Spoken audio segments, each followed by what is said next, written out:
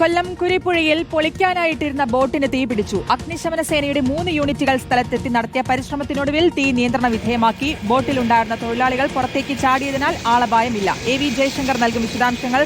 ജയശങ്കർ, എങ്ങനെയാണ് തീ പിടിച്ചത്? പൂർണ്ണമായും തീ അണയ്ക്കാനായോ?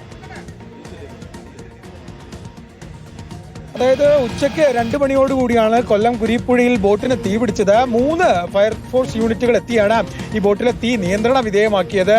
ഈ തീപിടുത്തം ഉണ്ടാകുന്ന ഘട്ടത്തിൽ തൊഴിലാളികൾ ഉൾപ്പെടെ ഈ ബോട്ടിൽ ഉണ്ടായിരുന്നു. അവർ പുറത്തേക്ക് ചാടിയാണ് രക്ഷപ്പെട്ടത്. ഭാഗ്യം കൊണ്ട് മാത്രം അവരുടെ ജീവൻ രക്ഷപ്പെടുന്ന ഒരു സാഹചര്യമാണ് ഉണ്ടായത്. കുറച്ചുകൂടി തീ ആളിപ്പടർന്നിരുന്നുവെങ്കിൽ ആ തൊഴിലാളികളും ആ തീക്കുള്ളിൽ പെടുന്ന ഒരു സാഹചര്യമൊക്കെ ഉണ്ടായിരുന്നു.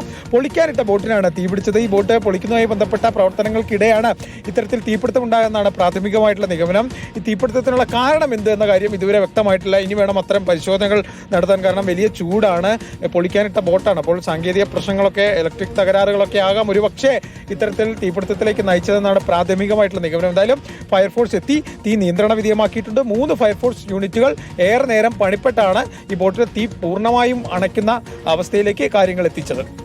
AV ജയശങ്കറാണ് വിവരങ്ങൾ നൽകിയത്. കൊല്ലം കുരിപ്പുഴയിലാണ് പൊളിക്കാനായിട്ടിരുന്ന ബോട്ടിന് തീ പിടിച്ചത്.